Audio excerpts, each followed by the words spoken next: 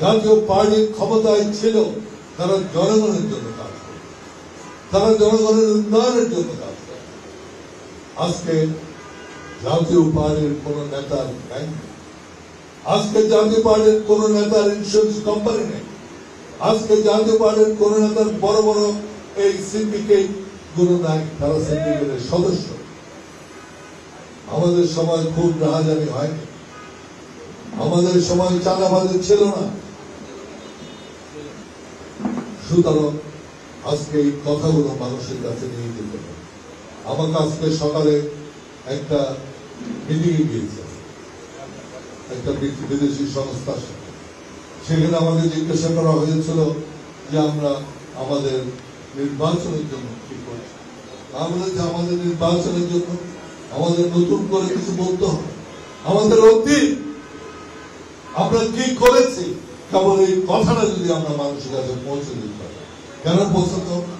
আজকে 40 বছর যারা বয়স তারা আমাদের কাজ করে, কারণ আমরা ক্ষমতা থেকে চলে গেছি আজকে 35 বছর।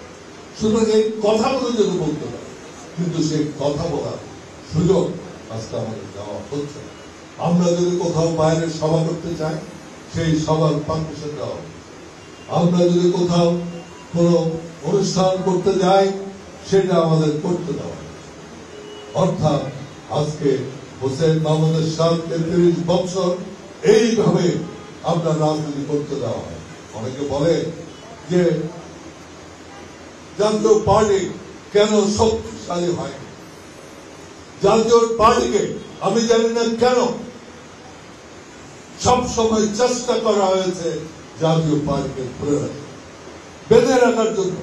এরশাদ সাহেবকে আপনার জেল দিয়েছে, জুলুম করেছে, তার বিরুদ্ধে মিথ্যা মামলা দিয়েছে। একটা মামলাও তারা প্রমাণিত করতে পারেনি, একটা মামলা প্রমাণিত করতে পারেনি। এরশাদ সাহেব ক্ষমতা ছাড়ার পরে তার বিরুদ্ধে একটা আন্তর্জাতিক প্রতিষ্ঠান আনা হয়েছিল, তার কোন দুর্নীতি আছে কিনা খেয়াল করে। এরশাদ সাহেব বলেছিলেন বিদেশে আপনি কোটি পাউন্ড দরকার নাই, লক্ষ পাউন্ড দরকার নাই, একটা পাউন্ড যদি কোথাও পান, কোন অ্যাকাউন্ট যদি আমার থাকে, আমি ইয়ে করব, রাজনীতি করব। সানশাইন আটা ময়দা সুজি, ভালোবাসায় তৈরি, এবং তারা করতে পারে। আমরা 90 সালে চলে গেছি, 2018 সালে তিনি ইন্তেকাল করেছেন।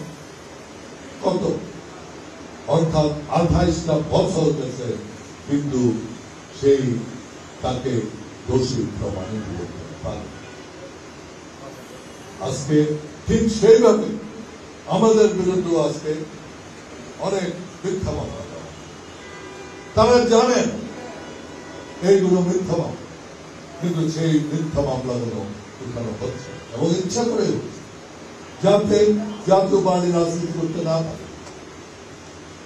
জাতীয় পার্টিকে একদিকে তারা বন্ধ করতে পারছে না, নিষিদ্ধ ঘোষণা করতে পারছে না, তাই তারা চেষ্টা করছে আমাদের বিরুদ্ধে মিথ্যা মামলাগুলো রেখে যাতে আমরা রাজনীতি করতে পারি। আমার কথা হচ্ছে, আজকে এই কথাগুলো আমি অনেকবার বলেছি যে যেই আজকে আপনার অ্যাডমিনিস্ট্রেশন আছে, এটা নিউট্রাল, এটা নিরপেক্ষ না। অনেকবার বলেছি, এই এই এই এখানে দাঁড়িয়ে আজকে আমাকে আর বলতে হচ্ছে না। আজকে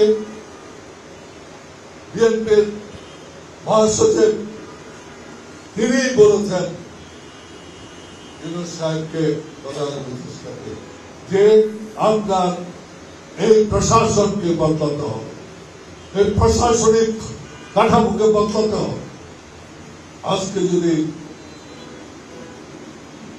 মহাসচিব বিএনপির এই কথা বলে, তাহলে আমরা কি বলি? কারণ তার কয়েকদিন আগে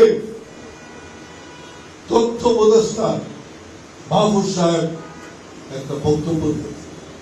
সে বক্তব্য বলেছিলেন তিনি দেখেছেন কিভাবে এই প্রশাসনকে ভাগাভাগি করে বিএনপি এবং জামাত কিভাবে ভাগাভাগি করে। সুতরাং নির্বাচন আমরা করতে চাই, কিন্তু সেই নির্বাচন সুষ্ঠু হতো, সেই নির্বাচন একটা নিরপেক্ষ প্রশাসনের অধীনে হতো।